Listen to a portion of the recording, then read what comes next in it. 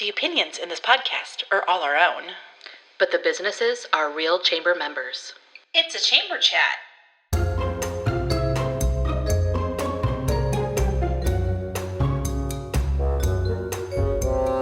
Coming to you from Wahoo, Nebraska. Chamber Chat with Kate And Kat. Welcome to Chamber Chat with Kate. And Kat. I'm Catherine Nygren, owner of Fountain Flora Flower Shop. And I'm Kate DeCoste, owner of Kate DeCoste Photography. This podcast is everything Wahoo Chamber of Commerce. Well, Kate, we have another guest in the studio. We sure do. We have Christina Fazel. Fazel. I knew I was going to pick the wrong one. Everybody does. It's okay. Fazel. Christina Fazel. And you are the city clerk for the City of Wahoo. That's your day job. That is my day job, yes. And we're so glad to have you here and excited for you to talk about something that some people in the community know about. And then there are some people that probably have no idea that this is something that has been worked on for a while. Do you want to tell us what that is?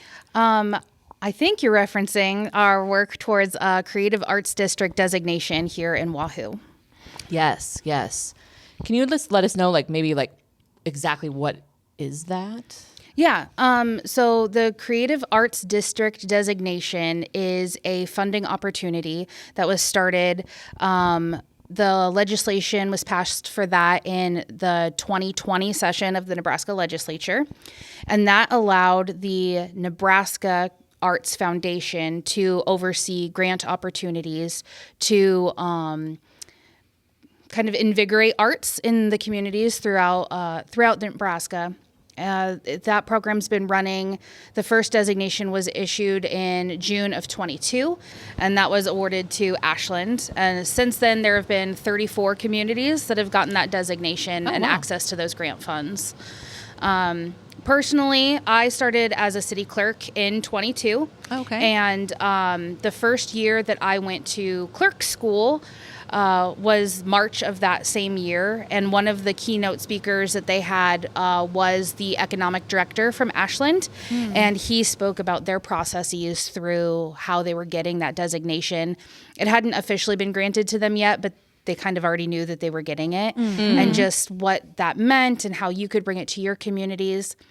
There was not a ton of movement with any other community right at first. And then the next year at clerk school, they brought it up again and they pointed out, just so you're aware, this is actually a reoccurring funding opportunity. It's not a one and done kind of situation. And that's where I really saw a lot of other communities start to get that interest as well. The application process is also very lengthy, so it could have just been that they were, taking their time to do it well. Sure. And then we started having those conversations with Teresa at the Chamber of Commerce and going over, what might that look like? What steps do we need to do to get that going? And that led to the creation of the Greater Wahoo Arts Council as well, or Wahoo Area Arts Council. So, because in essence, what the pieces that you need to be able to have that designation are an active arts council presence, support from the city or the municipality, and something like a chamber or a foundation or something like that to help support that as well. So we just needed that last piece. And once we got that up and running, we started really figuring out exactly how we can get this designation for Wahoo. I love it. And you, being part of the Arts Council, know a lot more about all of this than I do. So what was for you being on the Arts Council, being the president, all of the things? I know you guys meet, or at least you were meeting every week. And was it more so that you could really get this paperwork that needs to be done, or what was your meeting about?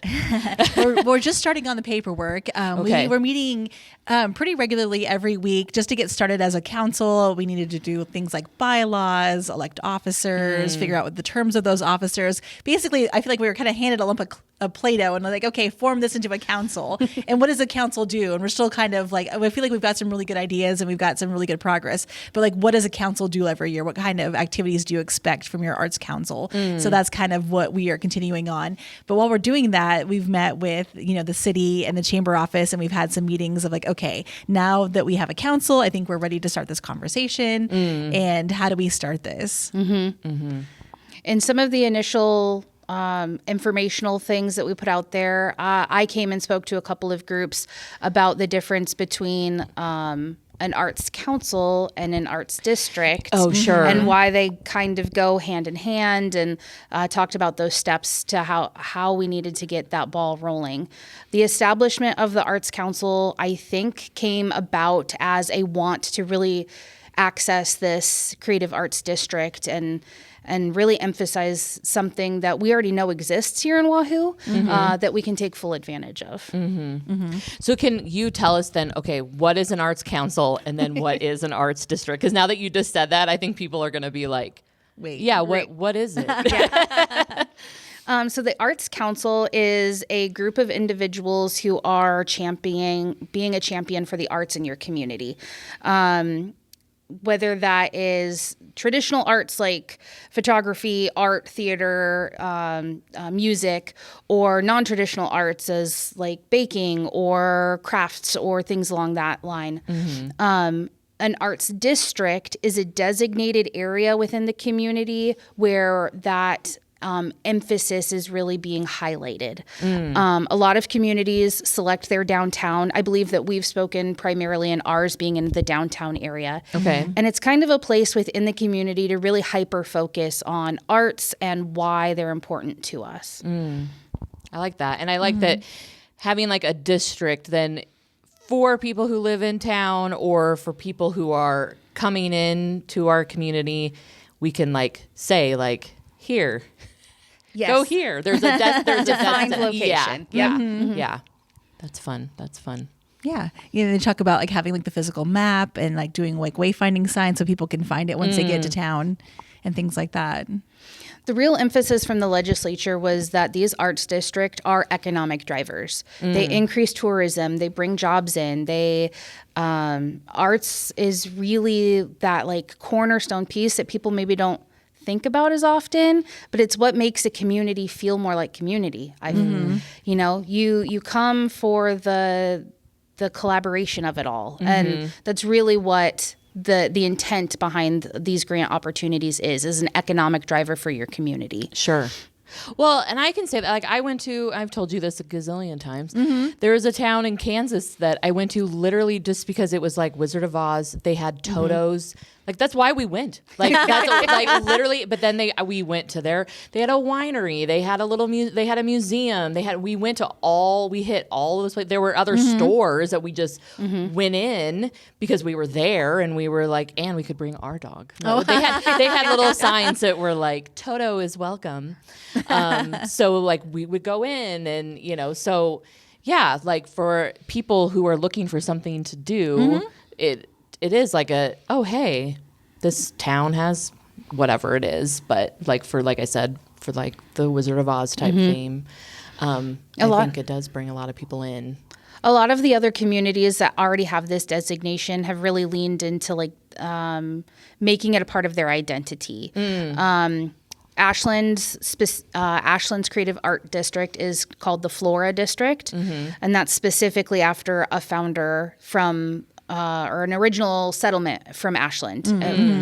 And there's other ones called like the Bricks District or the Rail District or Heartland District or things like that really try to bring that sense of identity in.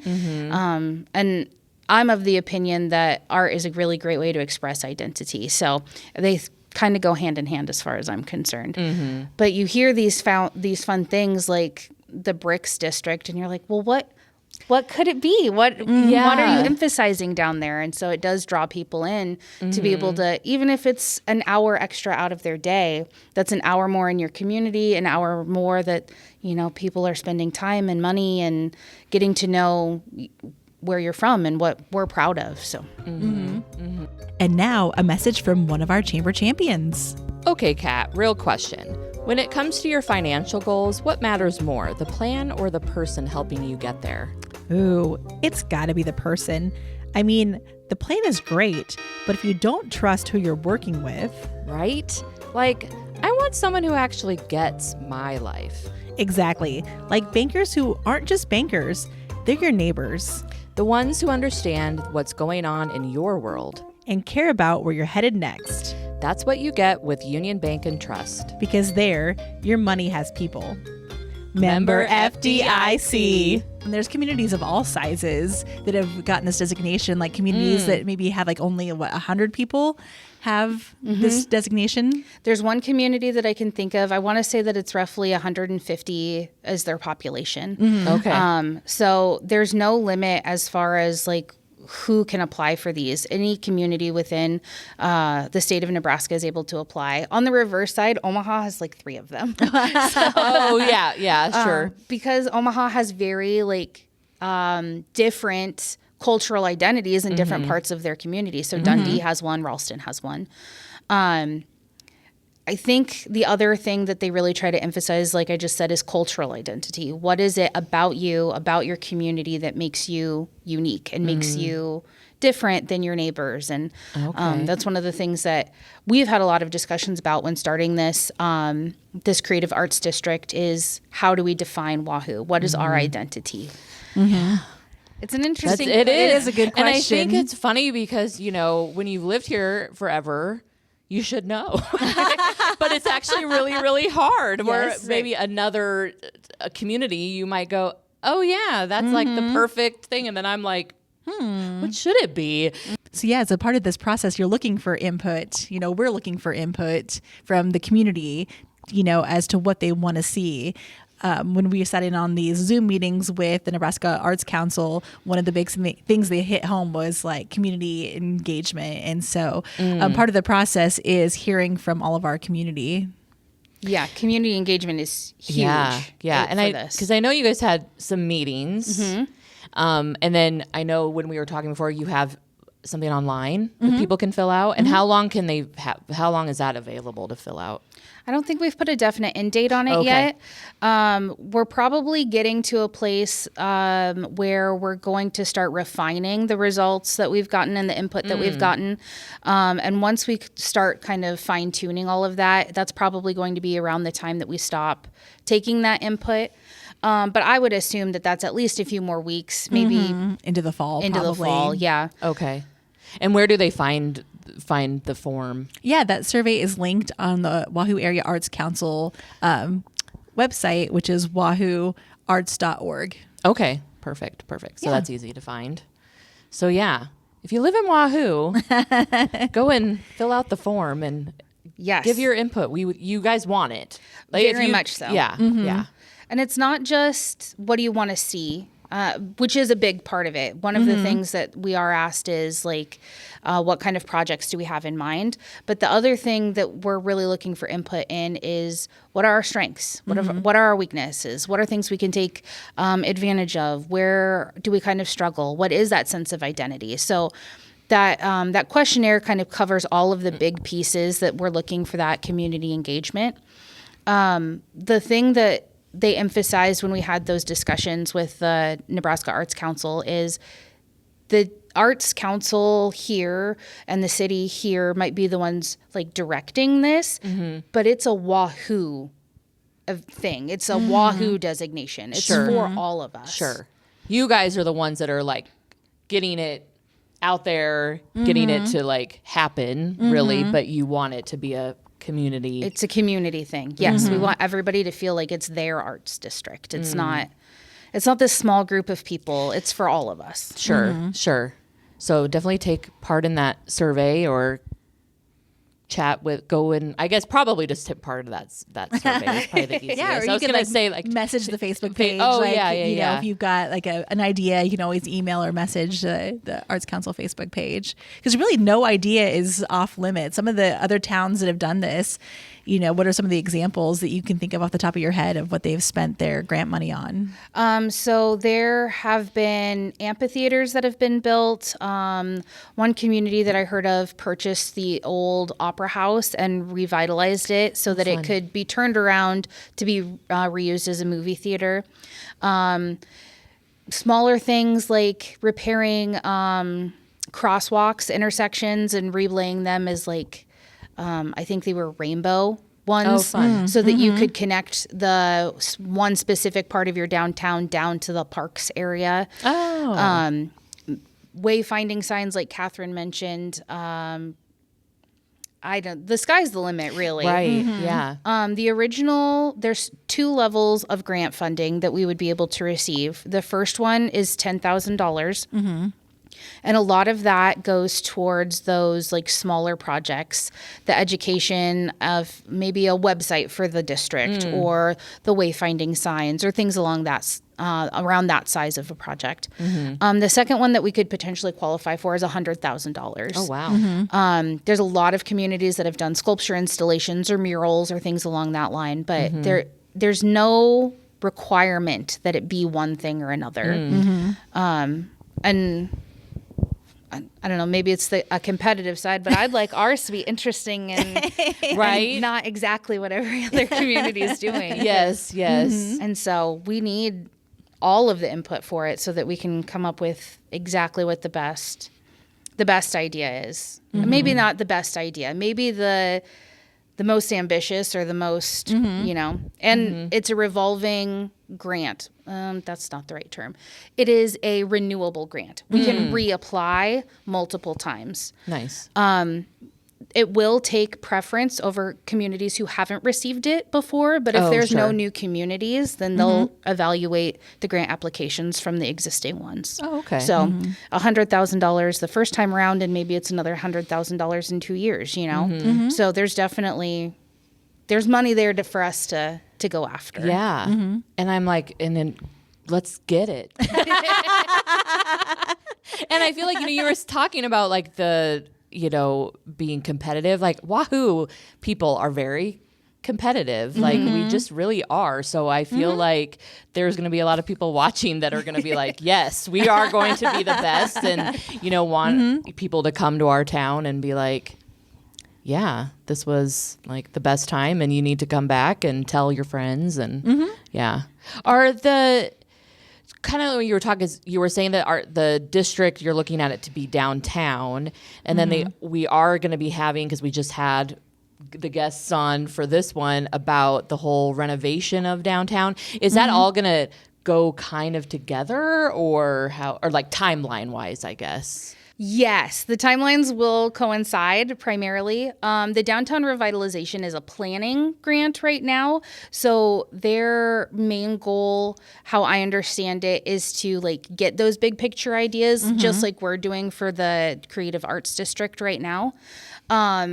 What happens in those next steps, I'm not too terribly aware of how that progresses. Sure. But we have already had conversations where the data that we've collected has been beneficial for what they're looking for, and vice versa. So it's been very, what's the word, fortuitous? They happened at the same time because we were not planning that. They just so happened to coincide together. Yeah. And it will benefit downtown Wahoo greatly to have them both going on at the same time. Yeah. Yeah.